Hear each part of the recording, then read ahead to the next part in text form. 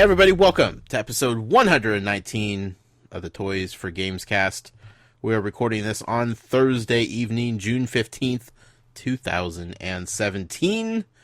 The end of E3 for this year. We were not there, but we have a lot to talk about regardless. I am one of your hosts, Josh Brown. I am joined, as always, by the man who possibly eats way too much dessert, Jason Greer.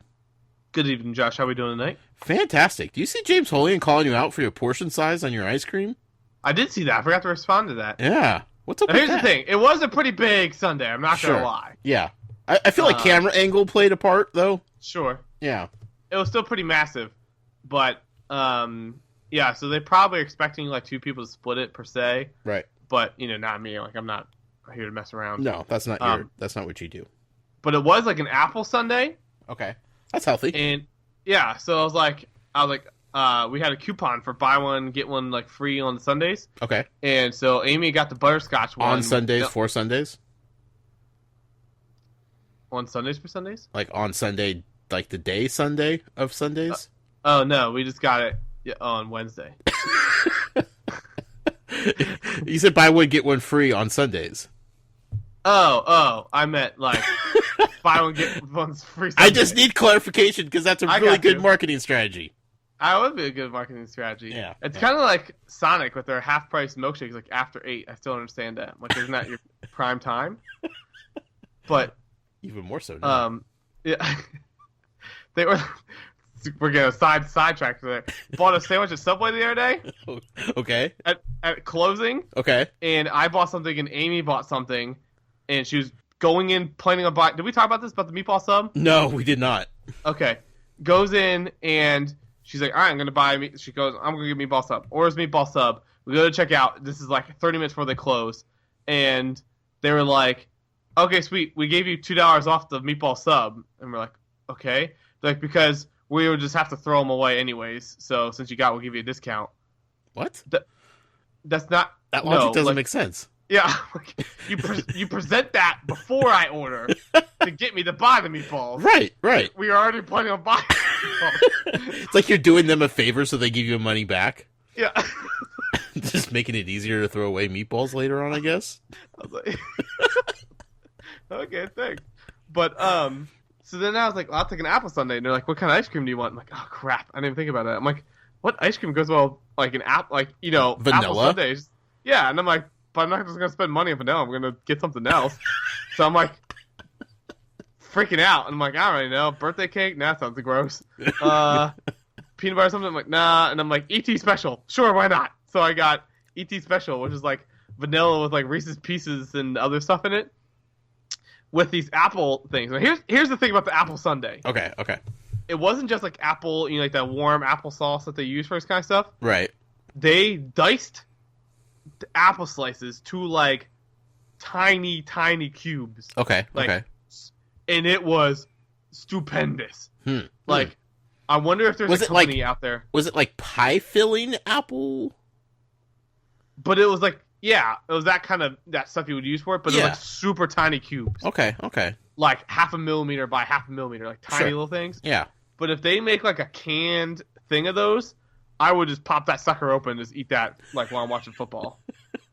It's so good. I mean, it's apples, right? It's good for you. It's good for you. Yeah. Huh.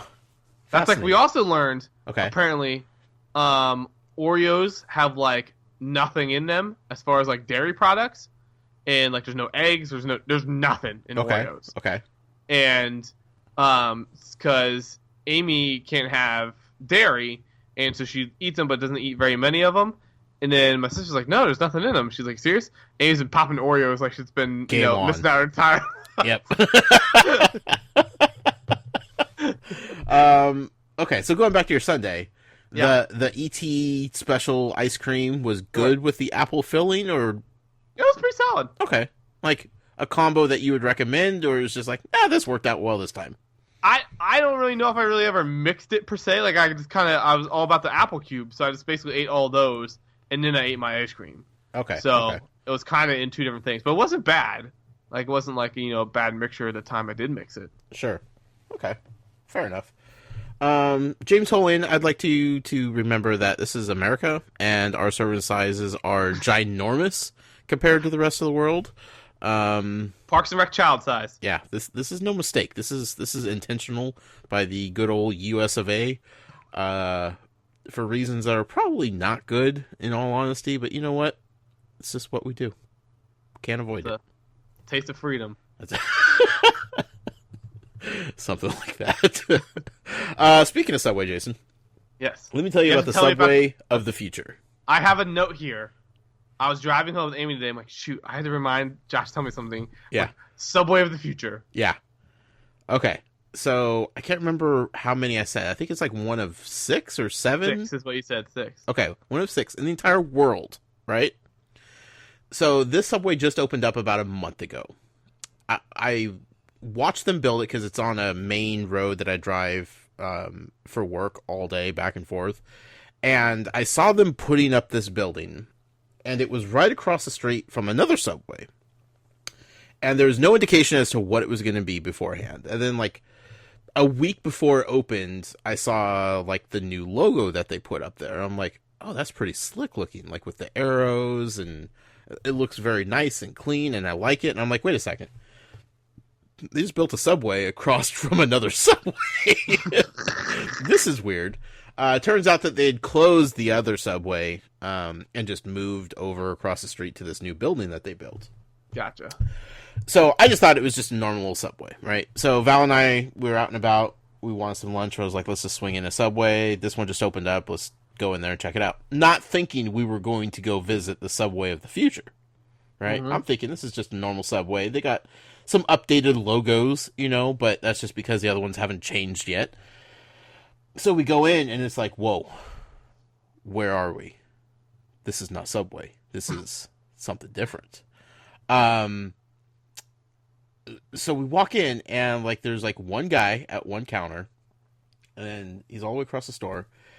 But it doesn't look like your normal Subway counter. There's no like order here or pick up here type of thing. Sure. It was just like this weird little counter in the back. And then like we look over to the left of us, and there's kiosks where you can place your order ahead of time. You go to the kiosk, you could order whatever sandwich you want. You could order whatever you want to be on it or not to be on it. However you want it, you could customize it at this kiosk. You could even pay for it at the kiosk. So when things are busy and the counter's getting backed up, you go over here, you do the kiosk, you put it in. I don't know how it works, but somehow you eventually end up back to the counter and you get your sandwich, I think. I don't know. We asked the guy, we're like, would you rather us do this, or do we just come up to the counter? He was like, I prefer if you just come up to the counter because it's not that busy right now, so maybe don't use the kiosk. We're like, damn, I want to, but I'm going to respect your wishes as a Subway of the future employee. So we're like, wow, this is really nice Subway. He was like, yeah, it's Subway of the future. We're like, huh, Subway of the future, huh? He's like, yeah, one of 6 in the world. That's crazy. Okay. Why here? He was like, this is just what all Subways are going to start looking like going forward. This is just a trial run to make sure everything's on the up and up tech-wise, and then we'll be good to go. I'm like, all right, let's do this. And I've never seen a cleaner, more organized Subway like station in my life. Like, the food prep area was ridiculous. Like, I if I was thinking about it, I would have been taking pictures the entire time. Sure. But everything was so meticulously placed and cut and prepared, and like I can't explain it to do it any justice, but it was not like I forgot for a second that I was in a Subway. It was one of those experiences. Also, there was a new thing in their little bar of veggies that we had never seen before, and we're like, what are those? And he's like, they are house pickles. House pickles, huh? He's like, yeah, we make them in-house every day. You guys make your own pickles here? What? This is a Subway of the future. I'm digging this. And he was like, yeah, you want to try them? I'm like, yeah. And so, like, he gave us, like, a little handful of these house pickles just to try. just check them out. I'm like, okay, cool. Throw some on the sandwich. Looks good. And then like they had like a very awesome LED menu board. But it's one of those like that rotates because it can't fit everything on one. So I was very confused because I was looking up there and it just had like the specials of the day. I'm like, wait, are these only sandwiches that you could order? Does the Subway of the future prevent how many Subway sandwiches they can make? And then after you watch it for a few seconds, it scrolls through and everything's back to normal. But then the process of making the sandwich was pretty straightforward and whatnot. Then we go up to pay and he's like, so what kind of cookies would you like? No, we're good on cookies, thanks. Not ordering cookies today. He's like, no, you get some with your meal. Huh? And it's not the full-size cookies, it's the little bite-sized ones. But they threw a couple in the basket with the sandwiches. Just because. He's like, that's a new thing that we're doing. Okay, sure. Throw some in there. Sure. Absolutely. Then we got our drinks, and we go over to the soda machine. And you've seen, like, those newfangled... The what? The Coke Freestyle? Yeah, you've seen those, right? Mm-hmm. So it's like that, except this is made specifically for Subways. Everything's nice digital touchscreen on it, but they have special concoctions that are made for Subways only. It was so I picked one, and it was called like a Subway Mandarin Lime, and didn't know what I was getting, but it was like an orange soda mixed with like a lime soda, but like they had very bold, distinct flavors in it. And then I added a little cherry to it just because I was feeling wild and crazy. Oh my goodness, it was the greatest thing I've ever drank in my entire life. It was addicting.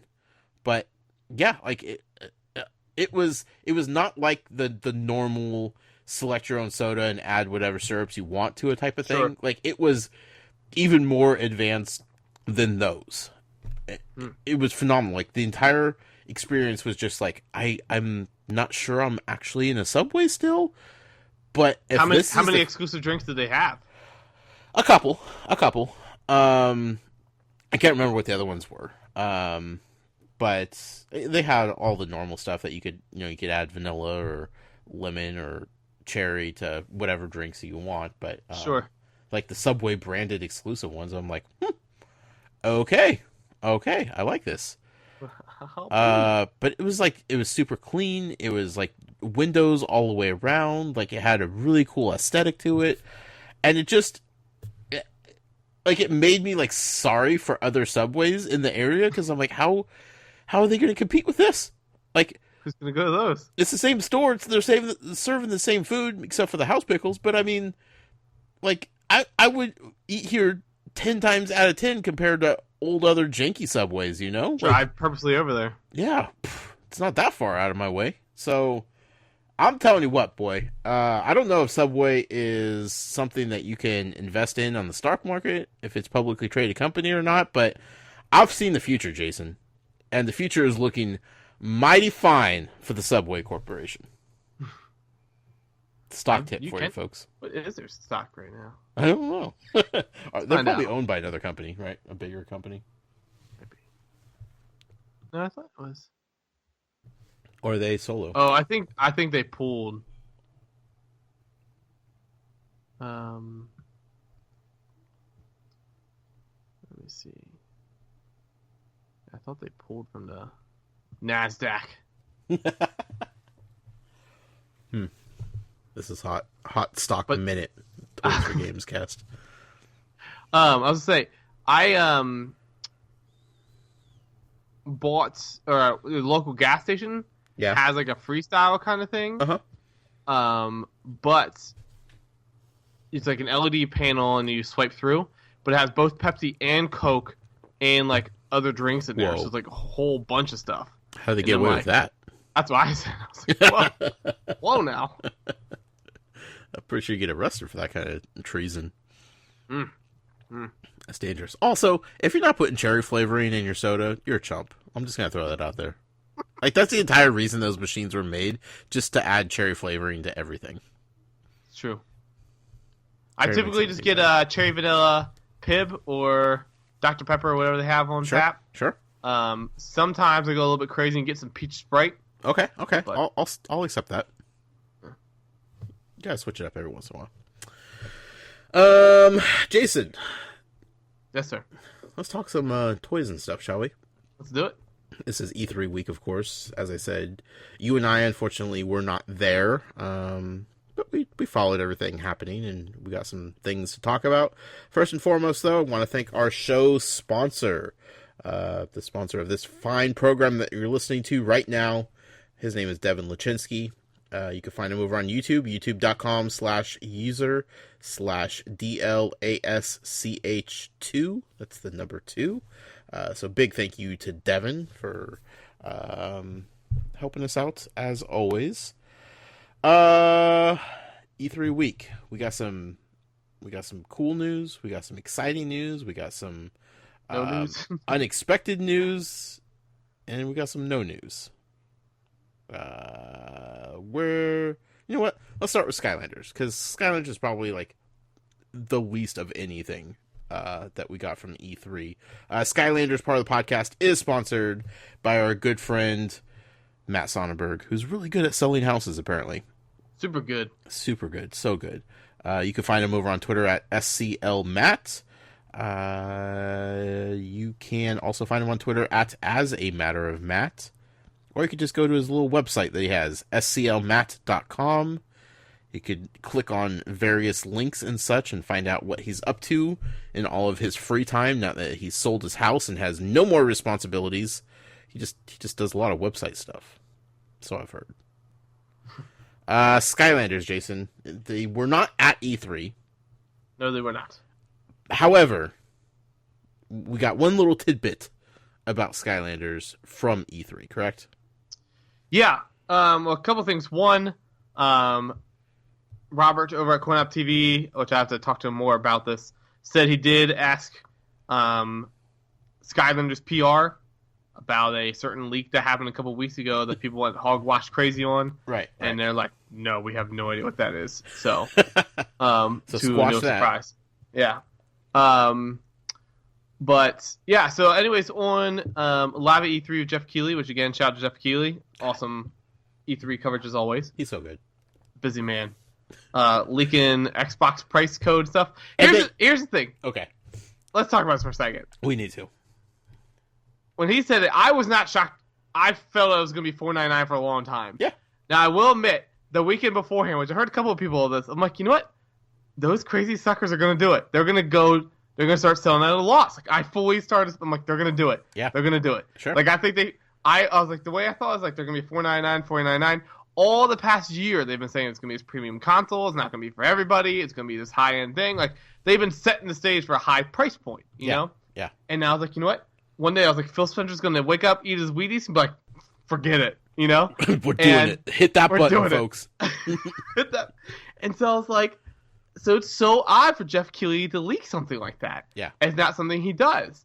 And then he defended it on like NeoGAF, saying that like he doesn't leak game stuff because he like cares about the developers, but he didn't think it was gonna be that big of a deal because it's hardware pricing. And then he's like, He was saying about like his poll, like it was overwhelmingly $4.99. Like everybody under the earth thought it was gonna be $4.99. Yeah. So he didn't really think he was doing anything quote unquote wrong, because that's kind of the assumption kind of a thing. So he was just like, hey, this thing. But then the more I thought, I was like, it just seems weird because like Major Nelson's gonna be on afterwards and yada yada yada. And I'm like, I full on was in the camp of it's gonna be a conspiracy theory. And I was like, dude, I hope Microsoft's playing him. I was like, I really hope so. Yeah. Or that he was, you know, because he said about rehearsals, I could see them rehearsing the wrong number, you know. Sure. Yeah. To not let it out. And I was like, they're gonna mic drop it. And then they did it. But yeah. Colin, to be fair, was in that same camp too. He was texting me all day, and he was like, man, what if like they're just using them to like get everybody thinking it's one thing and then just do a complete swerve? He's like, but then what if they're just doing this just to soften the blow when it actually is this price? And I'm like, I still think that was the case. Yeah. Well, here's the thing. If it's cheaper, right? If it's a price that nobody expects it to be, like $3.99, he's not leaking that out. Right. Because that would be a big surprise, and that would be exciting, and he would be like, you know what? Let them have that. But he's like, $4.99. He's like, that's what everybody's expecting it to be. Nobody's going to be ooh and on over that price. Let's just get it out now. Yeah. You know, for their sake, for my sake, for everybody's sake. But you know what? Props to him for kind of sticking to his guns on this, because he was taking there were people making petitions to try to make Microsoft sue him for leaking out a price of things that they're going to be selling at the price that he said. Like, I can't even wrap my head around where a lawsuit would even come into place in something like that. You know? Him leaking out the price doesn't skew anybody from, like, it doesn't lose business for Microsoft because they come out 2 hours later and they say the same thing. It's the same effect. Like, I can't even fathom in what universe people would think that what he did was something that justified a lawsuit against him. Right. But whatever. That's the internet. I think 99% of that was all people just being stupid and being funny. But he took it like a champ, and he stuck to it. And after the conference, he was like, yeah, I told you. Like, why did you even doubt me, folks? And I'm like, man, I love you, Jeff Keighley. I almost sent him a DM, Jason. I almost abused the power that I have of him following me on Twitter to shoot him a DM to be like, yo, tell me, is this real? Are you messing with us here? What's going on? But I didn't. I resisted, but I could have. My favorite moment of it all was Luke Smith from Destiny 2 when he tweeted out, like, the hot take wild theory, Jeff Keighley's Scorpio price leak is a design leak and the actual price is lower. And he quoted that. He's like, wild idea. If it's $4.99, will you tell me tomorrow in our interview if Destiny 2 runs 60 frames per second on Scorpio? I was like, shit! And you know what? Like, I was afraid that he was going to burn some bridges with this, but it's like, on the other hand, like, he is respectful about the games and the development of the games and whatnot. Right. And it's not like he leaked out that there was a new console. He didn't leak out the name. He just told everybody what they're going to have to pay for. You know? Like, he did nothing wrong. And he's good. He's still the man. We're big Jeff Keighley fans here. Yeah, I'll say. People who don't like him, I don't understand. I refuse it. I love Jeff Keighley. Yeah. But yeah, hilarious moment. He's done more for, like, the game industry in just the last couple of years than so many other people that people idolize, you know? Right.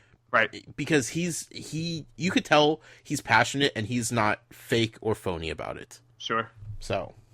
Did you watch, Cliff Benzinski was on the show also? Okay. Talking about, lawbreakers and stuff. I almost want to buy the game because of that interview. Because he was so, like, raw and core, like, just honest about, like, everything he was talking about, like, the development of it all. Right. And then he was thinking about, you know, why he's charging a lower price than everybody else. He's like, it's just a multiplayer game. He's like, you know, he's doing this, and he says about, like, it's on PS4 and PC, not Xbox One, and, like, yada yada, and, like, all this pure, and he's saying about all their stuff's going to be free, DLC afterwards. He's like, because he's like, the stuff's already done, so I'm not going to charge people an arm and a leg like other companies, like, just calling, like, everybody out. Yeah. Cliff, you're the best. His mouth gets him in trouble every once in a while because all the time he gets going sometimes. It's like, just Cliff, stop there, stop. Oh, you didn't. Okay, all right. Damage control time. But I appreciate his honesty when it comes to, like, his own work and stuff too. So then, like, I was trying to remember where I read this, or some book at some point. Apparently, like, when he got the contract for Gears, he went out and bought, like, an expensive car or something. And, like, did a bunch of burnouts or something, like, in the parking lot. yeah, he's a nut, man. He's wild. Yeah, so the one day on the live at E3 stage, Activision CEO Eric Kirschberg came on, and Jeff was talking to him about, you know, what the future of Activision, where they're at, and, you know, where he sees the company going. And he says about, you know, from the outsider's perspective, people view Activision as somebody who does big things. And he said specifically right now, they're just doing Call of Duty and Destiny. That's it. Right. But they are doing more than that. But that's just way it's looking at. So he's saying about, you know, are they going to do anything else? So Eric was talking about they are trying different things and, you know, they do different genres. He's like, for instance, like Skylanders. And saying a couple years ago, they tried something that was a new genre. And then he was talking about, you know, the future of Skylanders. He said, quote, that the franchise we're still servicing and interested in different ways, obviously, that's something we're still behind. So, multiple ways you can take this. I think you just read it purely as it is, saying that Skylanders is still a profitable brand to them. Yeah. as they are with the TV show and probably with the mobile game. But he said about that, they're servicing and interested in different ways, obviously, meaning that they're finding other ways of doing it. So, there might not be another console game the way we know it. There could be, but it might just be the game without the toys aspect or something. Right. There's other ways to support the brand by saying that the brand itself is still, has value to the company, and they still want to use it. Because again, it is. That's a huge kids market right there. Yeah, definitely. Kids and families. So they're just trying to figure out new ways to, use that brand to their benefit. Yeah. Yeah, I don't think that confirms a new game. I don't think it really confirms anything. I mean, we know that the cartoon's still going to happen. They still have those rights and the mobile game and whatnot. So it's interesting. It's nice to hear him not just completely pretend like Skylanders doesn't exist. Right. So there's still hope. There's still hope, but always hope. We'll see. But that's it, right? Nothing. Yep. Nothing else. No nothing. No nothing. Let's move on to, speaking of no nothing, Lego Dimensions. Lego Dimensions, part of the podcast, is sponsored by our good friend James Holian, who is very concerned about the portions of our desserts here in the United States. You could go over on Twitter at Infinity Museum, and you can join his crusade to lessen our calories, or, maybe offer to buy him a dessert. Send it over there to him. Either way, go over there, say hi to James Holian. Lego Dimensions, they were at E3, all over E3, Jason. They had a busy week at E3. They did. We learned all kinds of great new things about it, didn't we? So much new things. Really? Not really. No. Yeah, so going into E3, the anticipation was that there's going to be 2 games, and Lego Dimensions was not going to be one of them. Spoiler alert, the second game is Lego Ninjago. Where that game went, I don't know. So maybe we'll just find out later. Maybe the Lego. I don't. That game's got to be coming out soon. You would think. So you would think. It's not like it's a drastically different game than other Lego games that you think that they're having huge difficulties with it or something. But Lego Dimensions came to E3. They had this live show with WB Games, and they had a dedicated time every single day. Talk about Lego Dimensions. I was talking openly about it, saying that they're probably just going to show a new brand each day, which I was almost right. Yeah. Powerpuff Girls got the boot in the 2 days of Teen Titans Go action. But they showed some stuff from the new Wave 9 content, announced some other little minor announcements, but nothing about Wave 10, nothing about the future of the game, no hints, no nothing. There was one report saying a booth worker confirmed that the game's canceled. For the booth worker, some of those are college kids coming in working minimum wage, so I don't know who the booth worker is. Right. As we said before, then all the people in the Nintendo booth, the people, said they see that game 2 hours before everybody else does. Yeah, so yeah. People are drilling them for questions and confirming things. Good luck. Speaking of scoop stuff, Giant Bomb at night 2, I think it was. Yeah. They were talking about. Do you see about the thing with the Need for Speed game? I missed that. The one part of the night 2, they were talking about. I forget who it was talking, but he says he's 2 years in a row. He's had these awkward Need for Speed demos. I think it was. Uh-huh. It was one of the driving games, or maybe just a driving. But anyways, last year he said that they're trying to do a presentation of someone from overseas somewhere who needed a translator, but the translator is speaking so loud you couldn't even hear the presenters. PR had to come over and tell the guy take it down a notch. But this time, some guy came out and was accused the presenters in the closed demo area of they weren't actually controlling the car. And it was a pre-recorded video because their hand movements weren't matching up to the car. It's some big scoop that the driving game, but it's getting super aggravating the guy, and Sure. the giant bomb person's like, what's like? Oh yeah, here's a big scoop, like conspiracy going on at the driving game. Driving controls aren't done yet. Shocking. Yeah, but yeah. So today they showed Beetlejuice for 5 minutes and had a cosplay contest, which is weird. Yeah, because how many people cosplay? I think some of them were staged. I literally think they do. Well, I think they put it out on their social media yesterday that they were going to be doing it. Right. And I was thinking about because I saw lots of pictures of different cosplay happening at E3, and I was like, that's really weird because the last 2 years, you didn't see that at all. And then I remembered, oh yeah, there's 15,000 people from the public attending this. My. This is pretty much PAX at this point, so there's going to be a lot of cosplay. A lot of cosplay. I don't know. I think some of them were staged in there. It's possible, yeah. I think they had backups. That's what I think probably happened. They had people ready to go in case people didn't show up. But yeah, so no mention of it. Facebook today, they're like, "Hey, great E3, we'll see you in September." So again, some people said, we'll wait till E3 and see what happens, and then they'll flip over to it's being canceled. Some people are tweeting me now, well, evidence to the contrary is not evidence for the whatever. I was like, what? I don't know what you're trying to say, but okay. But it's canceled. I mean, it's canceled. Now, why they were there, I think it's twofold. One, I think, maybe they, with Ninjago not there, they had to put something else in. Yeah. Two, I don't know if it was just, they already had contracts signed for different things, and it's just cheaper to go and do it. And again, at the end of the day, full 100% recognize this as a business decision. Yeah. And they're just trying to get the most money they can, because as soon as they say it's canceled, people are going to stop buying things. So I fully get that, and I'm not saying anything about it. I'm saying I'll argue that's not the morally right thing to do. Right. So I'm not saying from a business point, yeah, absolutely, it makes sense for them to never even say it's canceled. And I think honestly, they do. Part of them, they do want their fans to be excited about this last wave. Right. They know it's going to suck for people, but they still want at least to kind of go out on a good note. Sure. And we may not agree with their methods, but I think there is some genuine trying to make the best of a bad situation going on.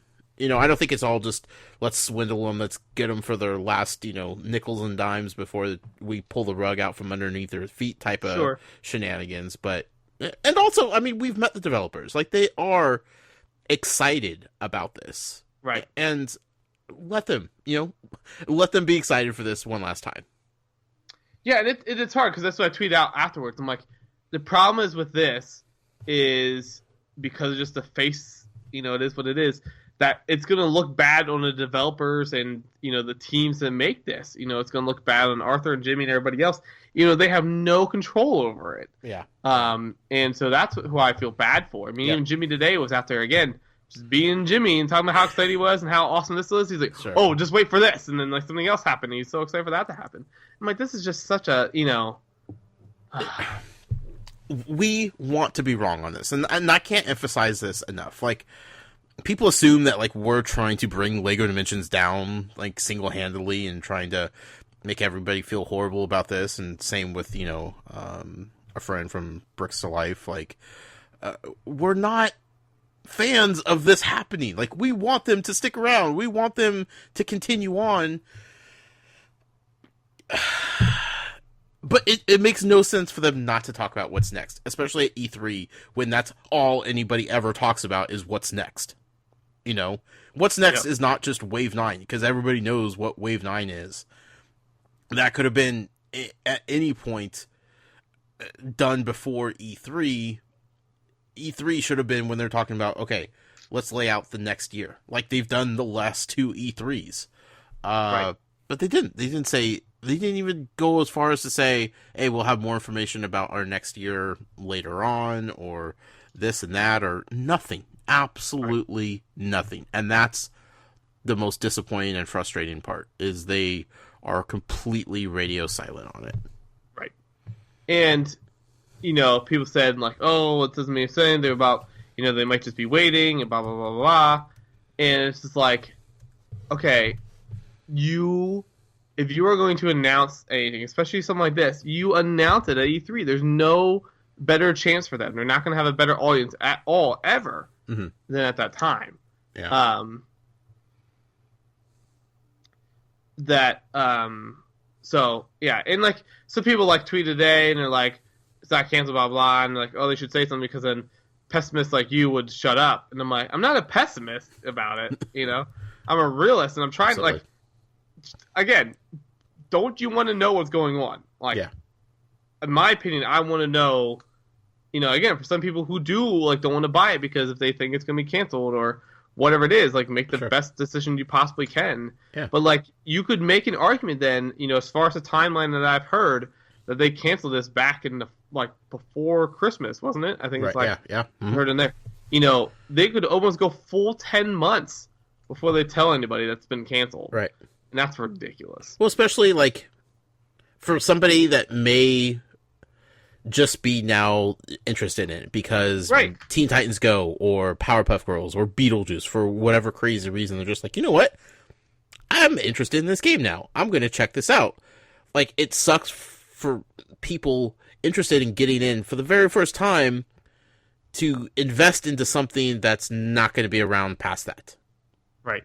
When there's every indication, if you're new to this and you're, you know, a common consumer or whatever, thinking, okay, you know, they've put all this stuff out, I wonder what else they got next, type of thing.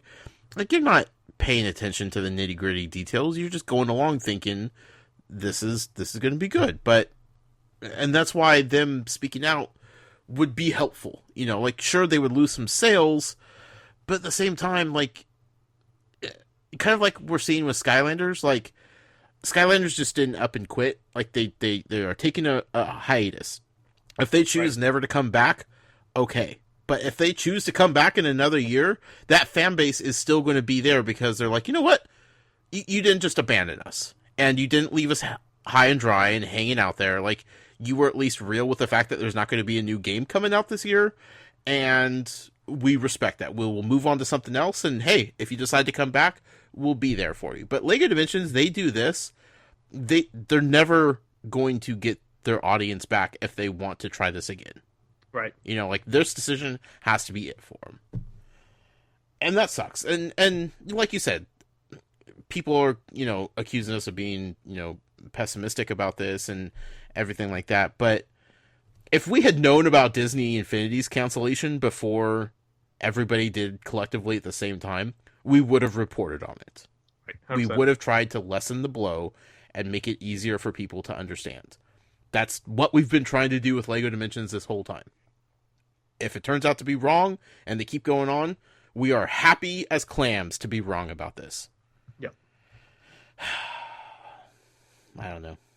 But like James said, it's different, like, you know, as Roger also said in the community, you know, that it's a little bit different because it's a full game, like, for the future games. But Jason's point out, which I agree somewhat, that's just going to leave a bad taste in my mouth for, like, Lego games. Yeah. Not that the full games are really going to, you know, be affected much, but it's just like, you know. And I think that's probably, like, what they're looking at from, like, the business and development standpoint is, like, their teams aren't going anywhere. Like, there aren't people losing jobs. There aren't people that's having the studio shut down and they have to go look for new work to feed their families. Like, they're just going to start making other Lego games and everything's going to be just fine. Like, the team that was Lego Dimensions will just be Lego Marvel Superheroes and Lego Ninjago and, like, all these other Lego games. So, like, it's not affecting people personally on the inside. So I think that is less incentive for them to be public about it. But I will say there's one good thing that came out of E3 for LEGO Dimensions. What's that? The fact that they brought on Gail Simone to write Teen Titans Go content. Top notch. She became a fan last year, right? Like, for those who don't know, Gail Simone, she is a comic book writer. She not most recently, but she wrote Batgirl. Like, she was heavily involved with, like, the resurgence of Batgirl. She wrote Wonder Woman. She's wrote Deadpool, Birds of Prey, several different books that people would be familiar with. So she's an excellent comic book writer. She became a fan of Lego Dimensions last year. Like, I remember seeing like tweets of her like saying, "Hey, I just found out about this game. This is really freaking awesome. I love Lego. This is wonderful. Absolutely wonderful." We've had some interactions on Twitter and whatnot. So she went from just being a fan who writes for comic books to actually writing the content for the story pack of story pack or content, whatever, for Teen Titans Go in Lego Dimensions. I think that was absolutely phenomenal of them to get her to do that. Like that's the kind of stuff that makes me smile, but it's also super bittersweet because it's just like, man, like what else could you have done? You know, like Right. How far could this thought process have reached out if you're getting like comic book writers just to come in and do new content for you? Like this could have been so cool in so many collaborative ways with different people and different content creators in like this mashup style of a game that you have. Like this could have been the start of something really awesome, and it's a damn shame that this is going to be the end of it with, you know, her doing some amazing work for the game. Yep. Yeah, it's gonna be sweet that she's gonna be in it though. Yeah. She, you know, they showed pictures and like she was on the live feed and everything. Like she's super stoked. Like she's so amazingly genuine, happy about this game and what it does. And, you know, maybe we'll be able to be lucky and have her on the show and talk about it. But, that was like the shining moment, I think, for E3 and Lego Dimensions was Right. that partnership. So also, did you mention that they're giving away story packs? Yeah, it was super random. Yeah. Did you see about? Brandon Jones? Brandon got one. Yeah, but do you see what he said about it? Yeah. Yeah. Playing inventory. Kind of that's what it feels like, huh? It does. So for anybody that missed it, anybody that played Lego Dimensions demo at E3, they walked away with a free story pack. Just today. Just for today, a couple yeah. hours. Yeah. But still, story packs, I mean, like, that's their big content. You know, like, that's the most expensive things that they sell. It's not a good sign. Nope. No exclusive giveaways or anything this year. No. I think they were giving out poly bags, I think, maybe, like minifigure poly bags. I don't really know. I didn't even see that.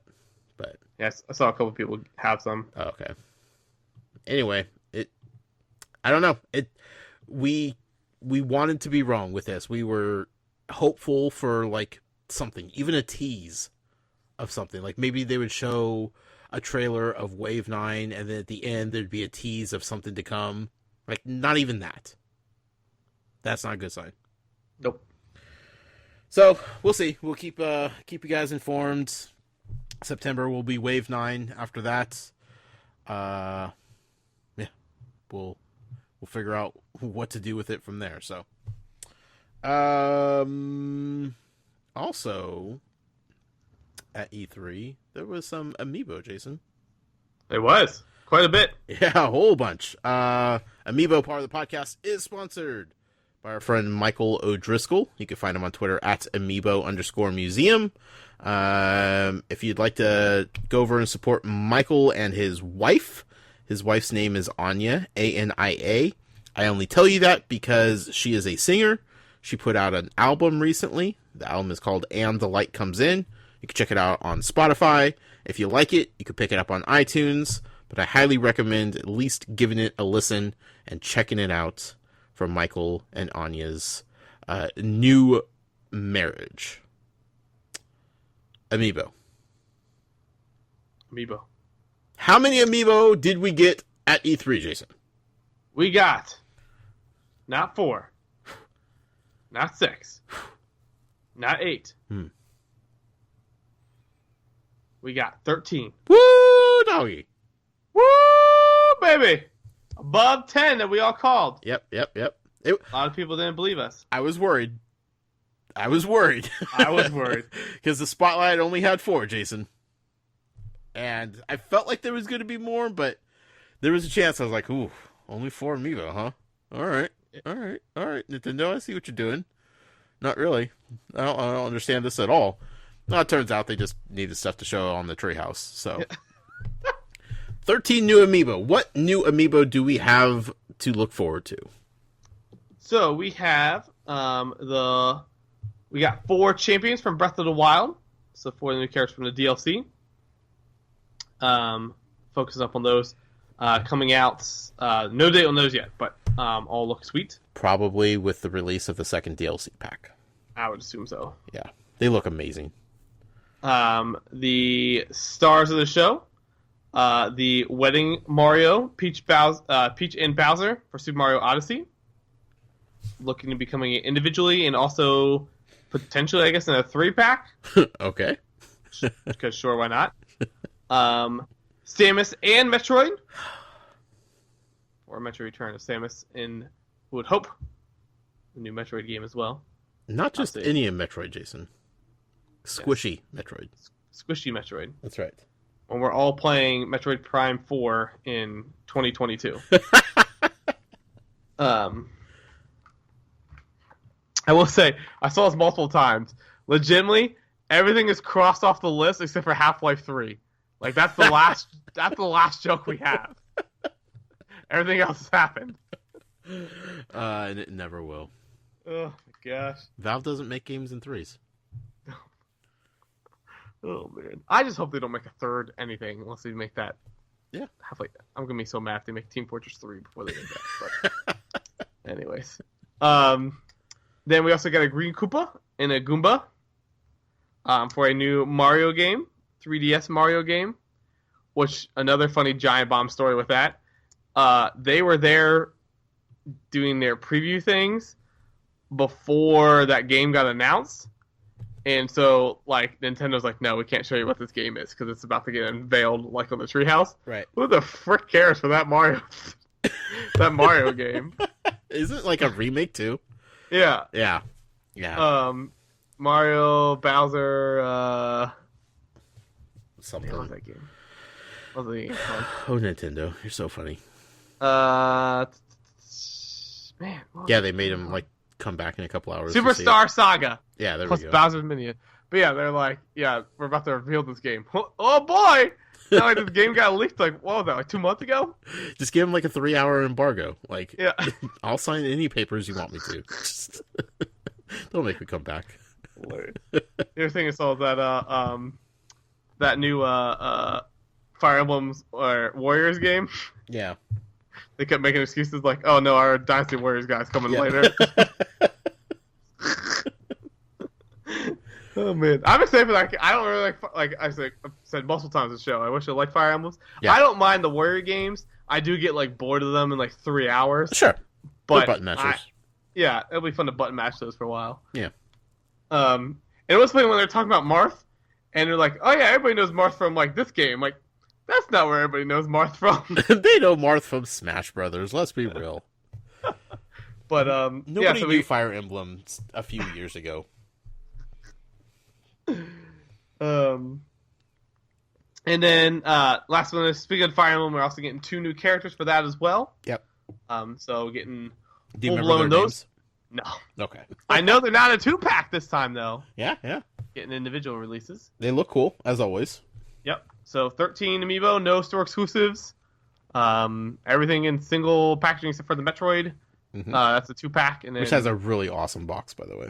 So good. Yeah, seeing that box makes me want to start an inbox collection all over again. I'm just like, Josh. I know. I'm not going to, Jason, but I'm just saying that box made me appreciate boxes in ways I had never appreciated boxes before.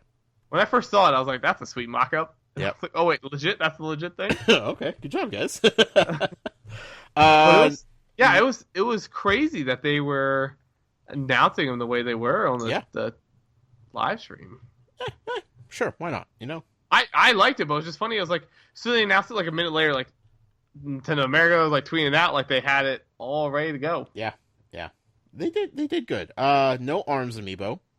No arms amiibo. Still holding out hope, but it's not looking likely. I don't know why they would release it after the fact of the game. And somebody said too, like for a fighting game, like you don't really want to like lock exclusive content to like an amiibo. Right. But I mean, they could do the same thing that they did with like the Smash Brothers series. Right. I agree 100%. You know, like you could train your little fighters and maybe it's content that's going to come later on, you know, because they have promised tons of free content for this game, you know, going forward after it launches. So, like, maybe the amiibo capability stuff, like, it just isn't ready yet. So I'm hopeful, is what I'm saying. I'm not giving up hope until Nintendo flat out says, no, we're not doing any ARMS amiibo. Stop asking us. Speaking of not doing amiibo. Yeah. Mario Rabbids. Oh, what a missed opportunity. What is wrong with them? How? Here's the thing too.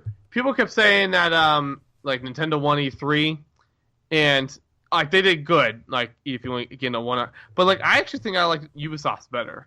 They had a fun conference. They had a solid conference, and like Nintendo, like the two biggest things was a development reveal for Metroid Prime 4, which again I don't think we're seeing that anytime soon. No. And the Pokemon game, which they say maybe more like may not come out this year, and I'm like, or maybe more than a year away, Yeah. and I'm like, I feel like you would know. I was like, I feel like you would know if it's coming in the next year. I bet that's next November. Yeah, 100%. Like they just don't want to say that. Sure. But that one I defend. That one I'll say because they would just be facing that question nonstop. Yep. Metroid Prime 4, you know, it's Metroid was also just to shut people up. They're just like, yes, 100%. we're making this game. Stop asking us. Yeah. I think Ubisoft's conference was most impressive because we all expected it to be the least entertaining. Right. So I think we were pleasantly surprised by how good it was, and that made it even better.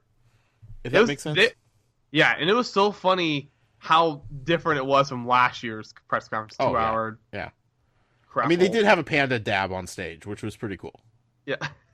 Shout out to all the millennials out there, but yeah. So the Rabbids Mario cross game, no amiibo, which would be okay if it wasn't for the fact that they made statues of characters in the game to sell. In the amiibo packaging. What? $40. Then they made mini ones to give away. This is 100% Nintendo saying, no, we're not going to let those filthy Rabbids ever be an amiibo. Like, get those Rabbids off of our brand, you know? This is Miyamoto, like them giving Miyamoto, okay, you can let them do the IP, but we're protecting our thing. Well, like, more, you know, like he even said on stage, like, do not make a jumping game. Do not make a platforming game. You can make whatever game you want with Mario, but you better not touch what we're best at. But it's crazy because they have this game, and they see like the Mario Kart VR thing coming into like Japan. Yeah. Who is this new Nintendo? They like money, Jason. Turns out. Weird. You know, they went a couple years without making much, so they're like, you know what? We need to do that thing that we did before, which was make tons of money. Freaking theme park and. I love it. I love it. Disney's gonna miss out on. They missed their time to buy. Yeah. You should have bought them a couple years ago when the Wii U launched. All time low. You'd be making hand over fist cash on them now. Yeah. No statues, but they're not amiibo. Whatever. I mean, they look cool. I wish they were amiibo, but that's just weird. And credit to them too. Like they're like, oh, you can buy this on our website. I'm like, okay, quick. I'm like, holy frick, they're already up. Yeah. You know. Yeah. Obviously, like everything already leaked for that game. Sure. Besides like the actual gameplay, but still, I was like, oh dang, they're not messing around. Yep. I think we'll get more Odyssey amiibo by the time that launches. Sure. These three don't feel like the only three that they're going to launch. Well, no, and I cannot remember how long it took them to update the lineup page online. Yeah. When like the last time, but I feel like it's been pretty much like hours after the conference. Yeah, usually. And it's still not up to date yet. Yeah. And that's what I was kind of using as a barometer, like see if like, oh, we're getting, you know, more amiibo announced, you know, because the page isn't done. So sure. I'm curious if we're still going to get something else. I just want a T-Rex with a Mario hat on. Oh my gosh, yes, please. Make that an amiibo. And did you know that was Mario? Like when they played that thing. So I was getting towards the end of the conference, and I'm just like, okay, we have to see Mario, right? Like they're definitely showing Mario at some point here. And I was just sitting there watching it, and I'm like, okay, grass. Okay, we kind of went that way with like Xenoblade a little bit, but that's not Xenoblade grass. Why is there just grass? I'm like, okay, dinosaur. okay, kind of looks like the dinosaur that we saw in the Monster Hunter trailer for Sony, so that's kind of weird. What is going on here? And then, like, turns around to Mario hat. I'm like, you've got to be kidding me, Nintendo. Like, 100% I fell for it. Hook, line, and sinker. What about you? I 100% fell for it. Okay, yeah. I'm like, is there, like, some, like, Jurassic Park, like, not Jurassic Park, like, some kind of dinosaur hunting game that's coming? Yeah. So I'm like, what the fuck? I was like, oh, they're bringing Turok back. That's what I thought. And I was like, maybe Reggie's gonna pop out of here for some reason, and... Yeah. No. Yeah, you got us, Nintendo. Good job. Yeah. Overall, I will say it was an odd year, like for E3. People have been saying all the time it's like a transition year, but I think everybody did fine with their press conferences. Like EA, I think just since they were first and people were hyped, and it was just like, what the frick was that? And they did fine with it. Microsoft, I think the way they do it is like their way of doing it, and I think it works better for them than Sony or Nintendo can't do it the way Microsoft does, just like Microsoft can't do it the way that those other people do. Right. Like I said, Ubisoft's got theirs down. Bethesda's, people gave like a lot of crap to Bethesda because it wasn't as much stuff to announce. But again, like it's still shocking to me they even have a press conference. Yeah. Last 2 years. But they did good. Everything's coming out this year. Yeah. They announced, which is nice, and that was fine. And like I said, it's just a giant party for them. That's why the thing they had at nighttime with the thing is just a giant party. Ubisoft was great, and then like Sony's was like the weakest as far as like it was in and out in like 50 minutes. Yeah. And I feel like it never. But again, I like to show because people are getting all mad about like how much money it costs to do this and that. I'm like, I think people forget like some people just like doing this. Sure. Yeah. Like if I worked for Sony, I would have a blast doing those. It's not really necessarily worth about the money. They're not hurting for the money. No. I think they just enjoy doing the show, making this party. Like that's why I think Bethesda has one. I think it's purely just because. And kind of Ubisoft too. I feel like they're partiers. Right. Yeah. Same thing. Like the Ubisoft CEO guy, I think just loves that much. Same thing like Phil Spencer. I think he loves the press conferences. They're showing. I think he loves coming out. Yeah. So I was like, people are talking about how much it costs. Like I don't think they care. Yeah. It's a spectacle. It's to get hype for your brand and your games and your hardware, and it's definitely different than it used to be 10 years ago. So different. But you know what? Like they're making the most of it, and everybody that plays games knows about E3. Yeah. When we used to pie charts and numbers and graphs. Yeah, they went from that to people dangling from a ceiling pretending to be zombies, and snow and. Like when they did that for the game, like that did not sell that game to anybody. Nobody's like, you know what? Now I'm gonna buy that game. Right. It's just pure for show. But it's something that you'll never forget. Right. Like you'll look back and be like, man, remember when Sony had people hanging upside down to be zombies? That was weird. I just love Microsoft was great, except for the one they had that shoutcaster. Oh man, and why unnecessary? Was that on Easy Allies or Kind of Funny? It was Easy Allies because I think it was what's his name? Kyle Bossman was talking to somebody, and he's talking to somebody about how that the game, I don't even remember what it's called, the one they did the shoutcasting for. Yeah. He's like, it's going to be terrible. It's not worth the investment. It was talking to a guy who's like developing that game. Oh no. Well, the thing is, that made me instantly not care about that game. 100%. I was like, nope, this is not for me. You are not speaking my language right now with the shoutcaster. Nope, I do not care about this game anymore. You lost me. I will say, I know we're not on our joys for games, but two things that I like the most new announcements out of there. DBC game. I watched that trailer 18 times. Mm-hmm. Looks freaking-tastic. Yeah. I'm bummed that it got leaked, but almost kind of glad because they had those crappy screenshots, and everybody's like, "There's no way the game looks like this. No way the game looks like this. Oh my god, it plays like this." And then the co-op game, A Way Out. Oh, right. I can't wait for that. Yeah. They said it was teasing Game Wars back in 2014. I don't remember that at all. No. I think it was called something else. Probably. But like I said before, I love couch co-op. Love it. Yeah. Because I don't really go online much, and I don't really like talking to people online. But I love having my friends over and playing a game. Sure. And I can't wait for that. That seems like we're gonna have a freaking blast. Yeah. Overall, E3 was good. It was fun. It was a good little show. Nintendo, new amiibo, like I said. We do have some other little tidbits. We have one more thing to cover of E3. We'll save that for the last of the tidbits here. The etc. part of the podcast is sponsored by our good friend Christopher Long from Long's Toys. You can find him over on Twitter at CLong83. You can find him on YouTube, youtube.com/user/Long's Toys. He also does a podcast. It's called Geek Each Week, and you can find them over on Twitter at Geek Each Week. Couple little news tidbits here. Beasts of Balance, our friends Beasts of Balance, the wonderful board game / Toys to Life inspired stacking game. They announced that they're going to be launching a new Kickstarter. It's going to be hitting sometime in July. The 11th of July. The 11th of July. Okay, they do have a specific date. And it's going to be battles is what they're promoting here. Do we know anything about battles, Jason? All they said so far is a promo image they put out. Go head-to-head as reckless gods in a ruthless battle of stacking, strategizing, and they said, and destroying with D in parentheses above it to keep the ST alliteration going. Mm-hmm. Go head-to-head as reckless gods in a ruthless battle of stacking, strategizing, and destroying. But yeah, so it looks interesting. They said, I guess they've talked about it a little bit more at the UK Games Expo, so people went in there. But sure.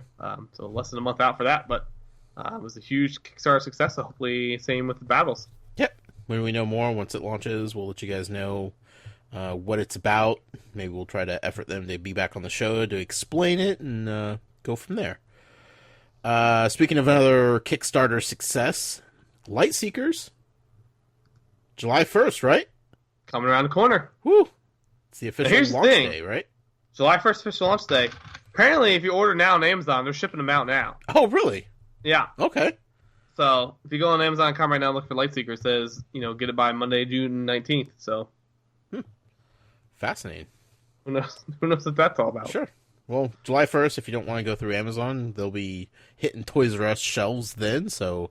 go and scan your exclusive scans in there. That's right.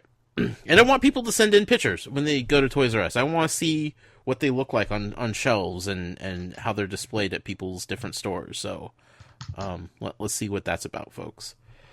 Finally, coming out of E3, something we didn't expect, something we didn't see coming at all. I called it, though. I called it. You did call it. But it was one of those things like, this would be cool if I'm right type of thing. But sure.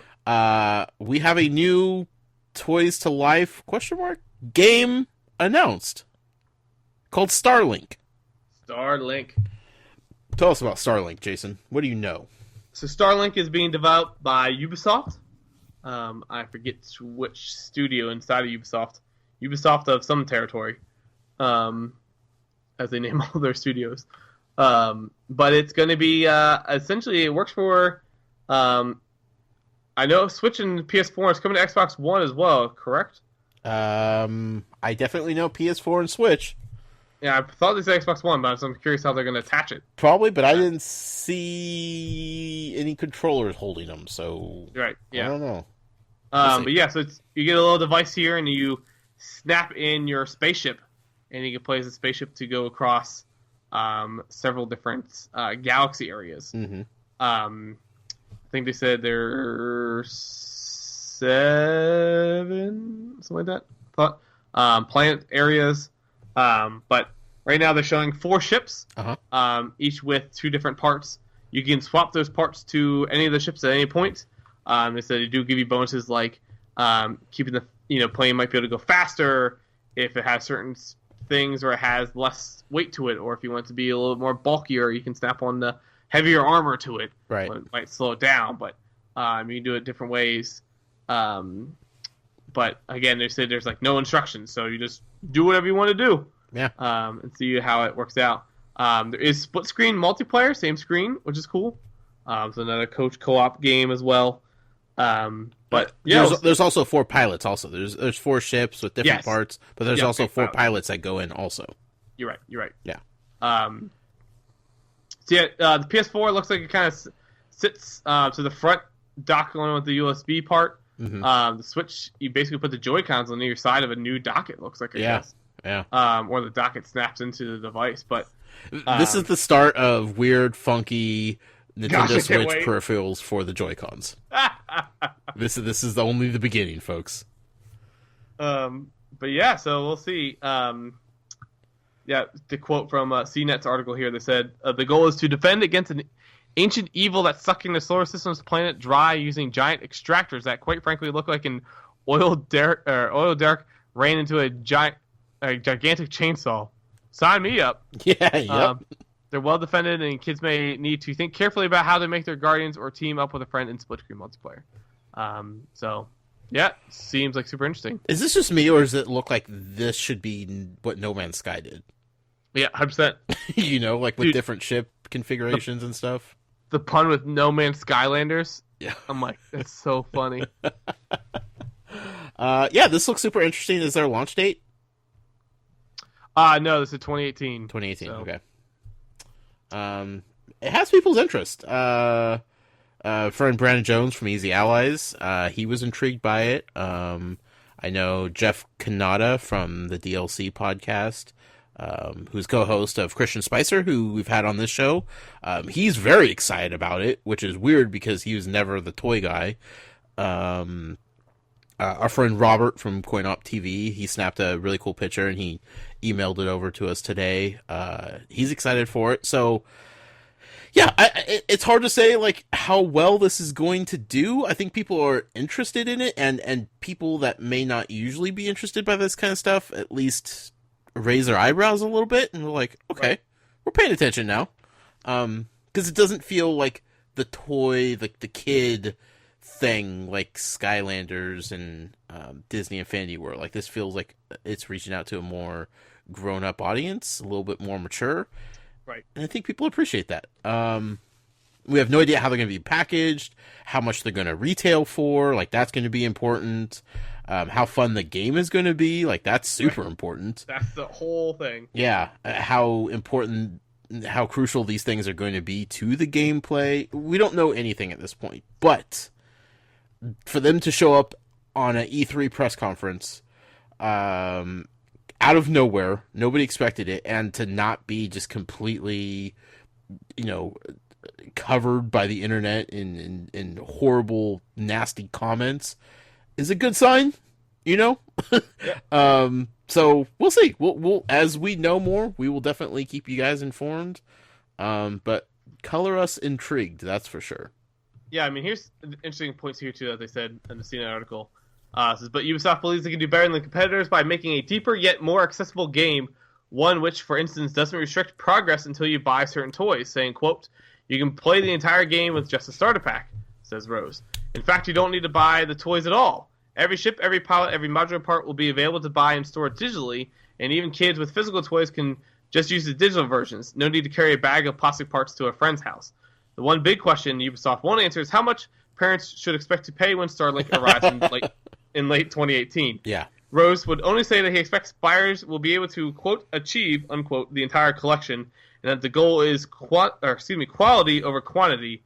Ubisoft wants to make each and every ship feel unique. Okay. All right. We'll see. Those are big promises to live up to. We heard this last year at E3 from a little game we like to call Infinite Arms. They promised a lot of the same thing, quality over quantity. Didn't want to talk about price. Said the game was going to be amazing. We'll see. STARLINK, impress us. Remember, man, that Lightseekers, that beta is coming out soon, man. Not like Infinite Arms. Infinite Arms, I said Lightseekers. Lightseekers actually did everything that they promised to do. Infinite Arms with the... yeah, it's going up for pre-order like next week. Yeah, 2 weeks. Look for it on Amazon. Launching this summer. Okay. All right. All right. Sweet. Or not. Yeah, so STARLINK. When we know more, you guys will know more.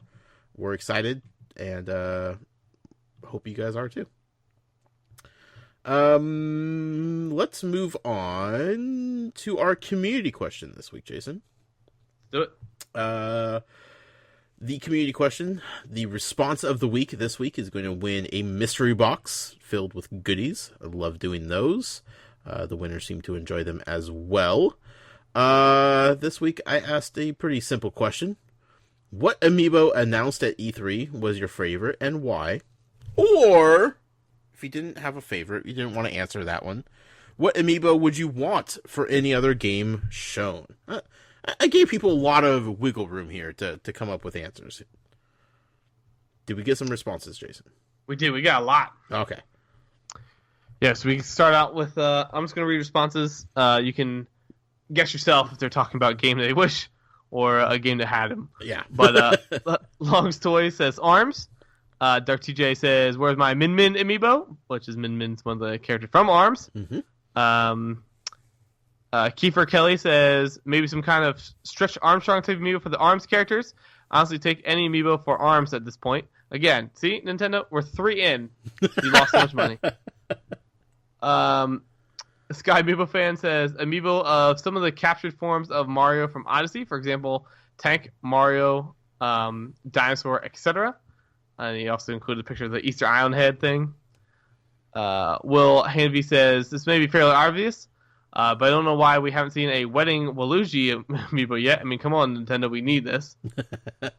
Absolutely. Yeah. Evan Parker says, Rabbids DK, Rocket League amiibo, and Mega Mario as a T-Rex amiibo.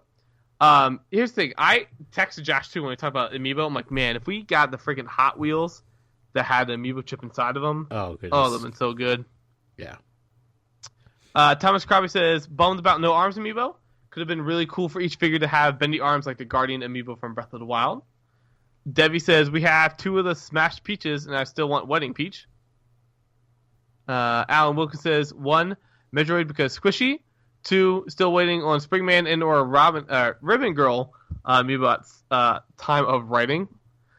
Victor Zamora, Grizzly Knox says, wedding Bowser for all his big boys out there to use as cake toppers. Metroid amiibo is great, but this was missed opportunity for Ridley. Mm-hmm. Blue Dragon Cow says, Urbosa. True Blue Dodgemon says, if we can get officially licensed amiibo for Minecraft Wii U/Switch, yeah, that'd be great. Unlocking skins, capes via the figures, perhaps. Side note on that, the Switch being able to do crossplay, like PC and everything for online Minecraft. Yeah. Using an Xbox Live login, super interesting. Yeah. I'm curious how this is gonna work. And they asked Jeff Gerstmann asked Phil Spencer, he's like, so can we get achievements on the Switch? He's like, I don't know, actually. That'd be awesome. Andre Sotero says, I was really shocked that the 8-bit Kirby amiibo was not announced. Thought for sure we'd get one for his 25th anniversary. I'm right there with you, Andreas. Bummed. Missed opportunity. Yeah. Jeff Grimes. You know what? There's still time. There's plenty of still time. Yeah. Jeff Grimes 20 says, Jeff Grimes 23 says, would like to see a line of amiibo for Rocket League that would unlock additional Nintendo-themed vehicles. Mm-hmm. That's what I'm saying, man. Buy the car for like 99 cents or $1, and then you get the skin. Oh. Dude, it's the best way to distribute it. Yeah. Joycey, J Joyce 7 Gaming says, simple ARMS amiibo. So you missed the opportunity. Would have sold us as many more copies if there was an amiibo bundle. True story. Devin Lachinsky says, favorite amiibo would have to be the Metroid. That's because it can be squeezed. Problem is that I'll have to buy melt because I will break a few. Buy more, I assume. But yeah, probably. Buy malt. Multiple. Malt. Oh, good call. Yeah. I'm like, malt. Like, Character you limit, want A? man. You gotta be creative. Malt ice cream. M. Smith says the Goomba and Koopa will look great with my Boo. I hope they make Flocked Yoshi. Oh, that'd be sweet too. Also, that Metroid, the only question I have about it, do you think it's going to be a desk collector, that squishy thing? Oh, you know, 100%. Yeah. Yeah. Mike Sarvner says, Daruk Gordon Champ, amazing figure, but all 4 champs are awesome. Pre-ordered all. Need Skyrim amiibo. Link works, so give me a dragon. My big Sauce says, the 2 Metroid amiibo look really good. Chris Smith says, favorite amiibo, the White Tucked Bowser, possibly the best Bowser ever. When Peach loses for not having the Piranha Plant bouquet. That's true. Brian says, ready for Rabbit amiibo. Rabbit's calling might get me to buy an amiibo. Sky amiibo don't count as amiibo, right? Of course they do. Of course they do. Come on now. Kodai says, Urbosa. Richard says, so hard to choose because they all look so good. About to go with the Metroid amiibo because it's one of my all-time favorite game series. Ben Anderson says, new Mario because you can never have too many Mario amiibo. Mario plus the new Peach amiibo is like a free wedding cake toppers. True story. Mm-hmm. Waffle Apple Hour says maybe a Shanti amiibo or another Bowser Jr. And Amiibo Amigo says the question should rather be what amiibo announced at E3 was squishy. And of course, we all want an arms full of other amiibo too. Wink face.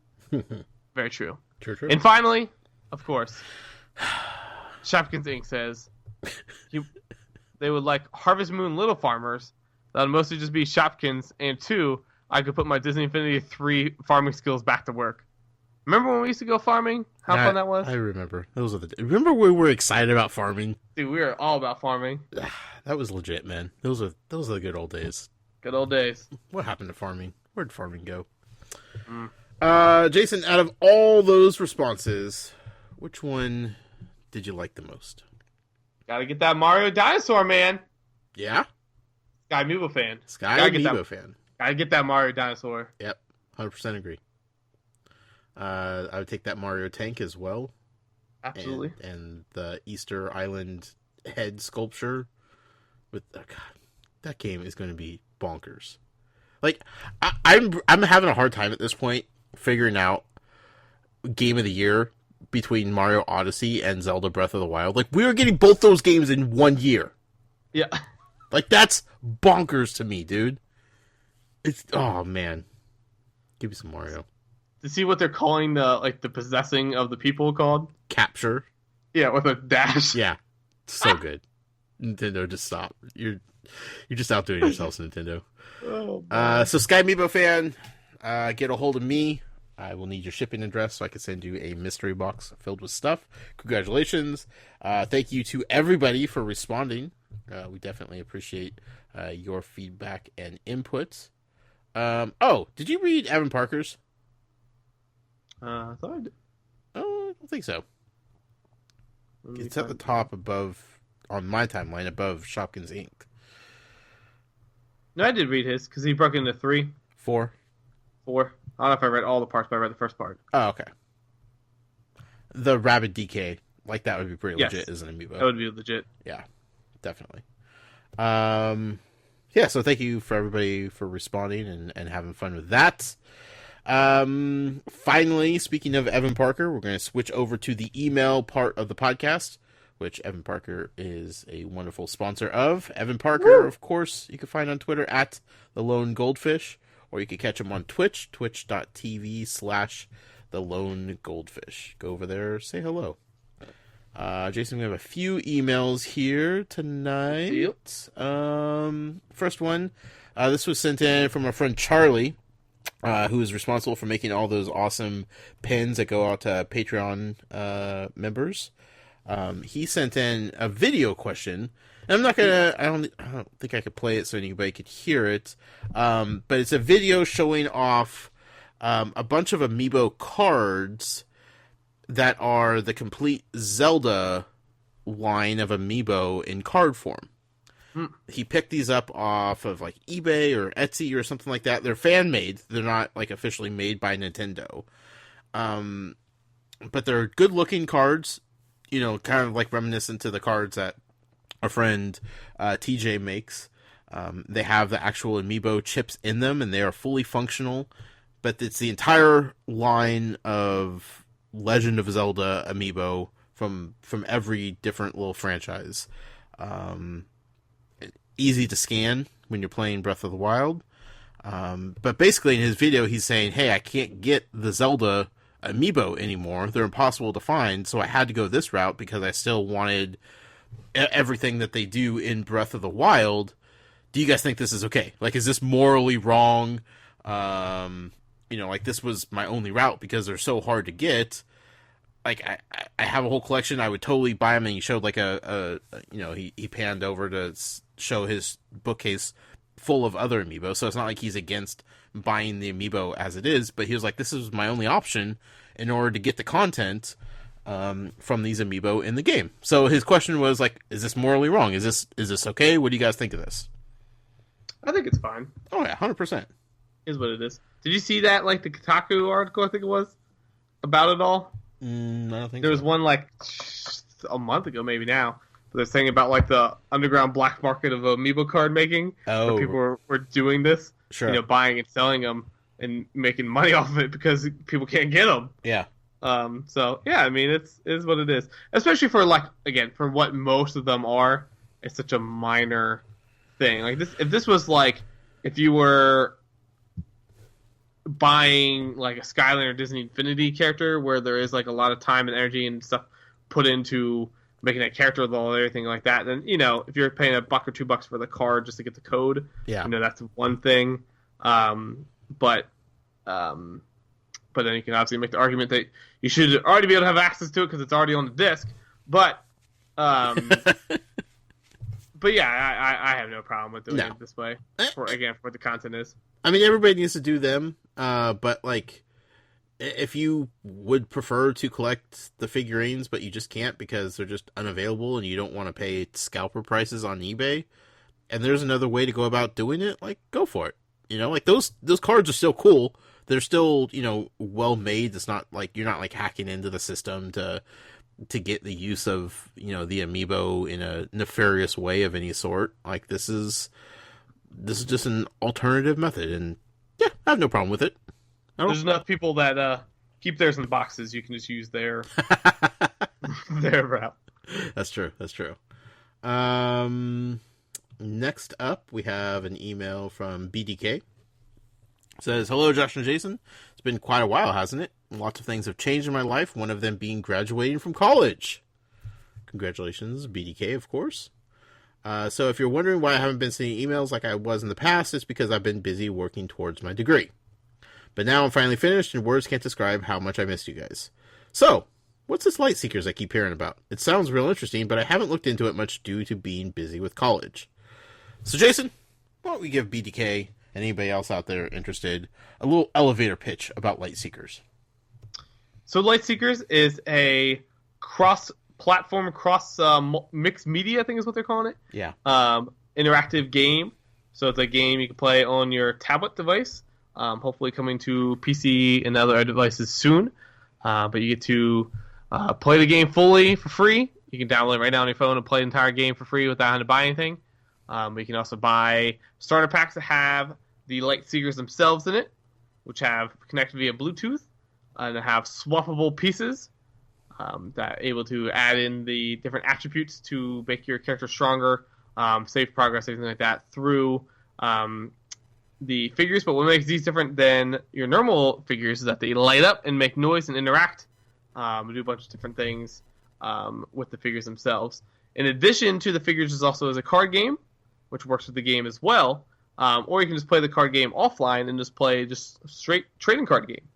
And then they obviously are working on other things like videos and comics and other things you can scan in to use in the game as well. So multiple ways to add more stuff to the game and also experience the game both in and outside the game, as they're still posable action figures. They're really sweet to play with. Yeah, I think that pretty much sums it up nicely. It's really cool, BDK. Definitely recommend. Worst case, it's a free download. Check it out. You like the game or you don't, and then you could go from there whether or not you want to invest money in it. So, definitely worth checking out at the very least. Indeed.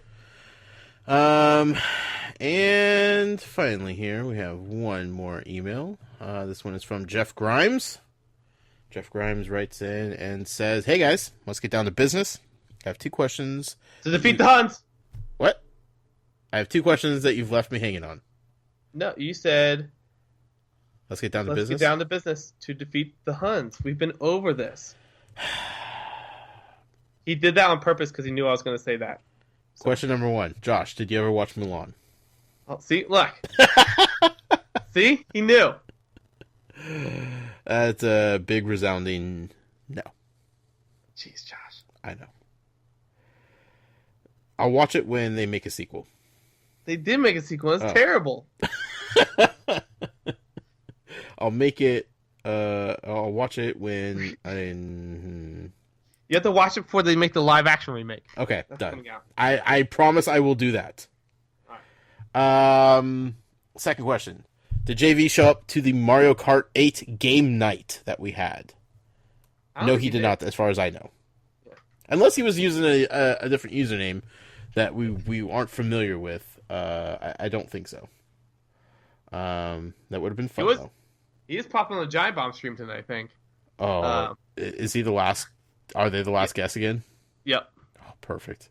And he says at E3, but he says he's still not going to share what he's doing. Like, JV, you haven't had a job for a year and a half. What are you doing, bro? I need to know how you are still doing JV things. Man, he's so sneaky. So sneaky.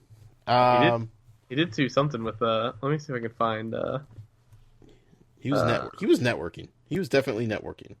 He was definitely networking, but there was some oh man. You can keep reading. I'll see if I can find. Okay. Well, that's it. That was the end of the email. Okay. They man. JV's a interesting fellow.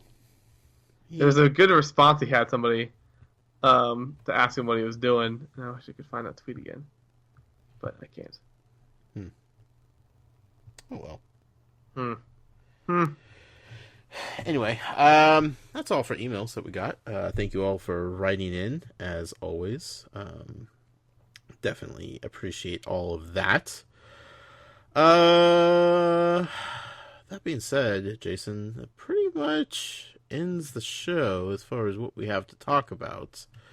But before we go, I want to say one more thing. I want to say a very big and heartfelt congratulations to our dear friends Jason number 2 and Happily Candied, aka Lauren, for getting engaged at E3 this year. Yay! They had gone to Chris, or Jason had gone to Chris, make a custom amiibo of him proposing to her. I thought that was absolutely adorable. Kind of got tipped off that this might be happening, and then I forgot that it was going to be happening. So then when I saw it on Twitter, I'm like, "Oh yeah, that's happening!" Yeah, I've been talking about it with Amy all week. Yeah, were you? She told me it was going to happen. I was telling Amy, I was like, "Oh, it's going to happen." Yeah, and then we're at the pool, and I posted to Twitter, I'm like, "It happened!" Yeah. And then wasn't sure if it was going to happen at, like, beginning of E3 or afterwards, like once all like the work died down and they're able to just kind of like enjoy a vacation. But congratulations to them. Super happy for them. They are amazing friends, great people. They are nothing but happy with each other, and we couldn't be happier for them. And a little birdie is telling me that the wedding might be happening a lot sooner than I would expect. So who knows? We might be crashing a wedding here pretty soon. We are going to be crashing a wedding, that's for sure. Yeah.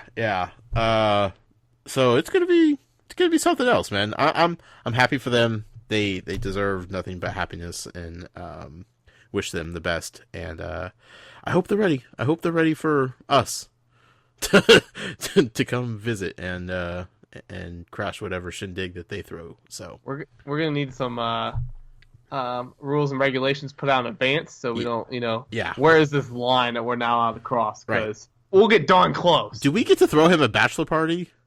I think that's how this works. I mean, he probably is gonna have his best man and like his local homeboys, throw him a little bachelor party, but he needs a proper Toys for Gamescast bachelor party as well, right? Absolutely. Dave and Buster's. Yeah, I mean, Matt's right around the corner from him, so like this could get pretty wild pretty quickly. I don't know about you, but I could tear up a Dave and Buster's if need be. So yeah, no, congratulations to both of them. I'm super excited and wish them the best. And everybody from our community, if you go over and tell them congratulations as well, it would mean a lot to us for them. So. Jason, thank you so much for another wonderful episode.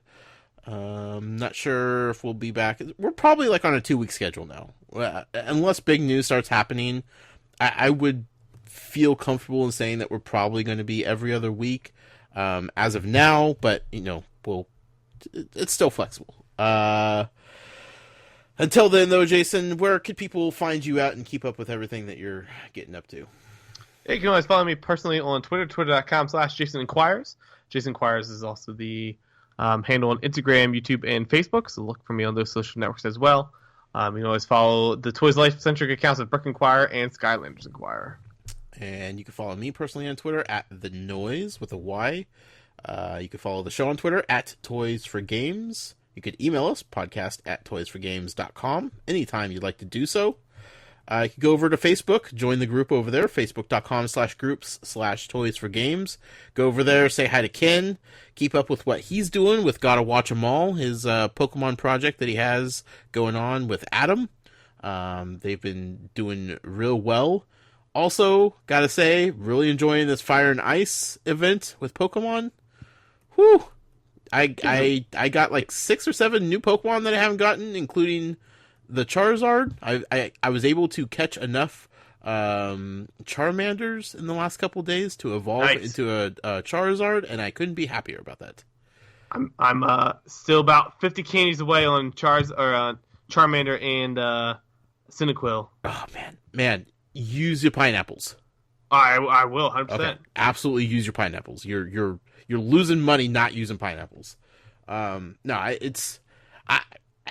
It bugged me every time I'd open up my Pokedex and just seen that blank spot where Charizard should go. It drove me nuts forever. Yep. And like being able to evolve and get like my own Charizard, I'm just like, yeah, this feels really good. So having a lot of fun with that event. Like that's been super cool. Anyway, go over there, check out what Ken's doing. Gotta watch them all.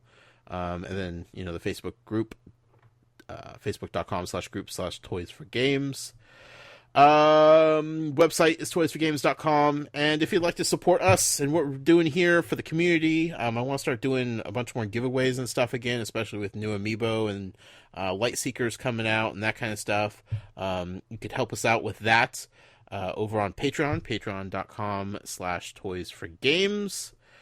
That's about it. This has been a fun show. Hope you guys all had an enjoyable week of E3. Now it's time to kind of, breathe out and enjoy the summer. We have ARMS coming out tomorrow.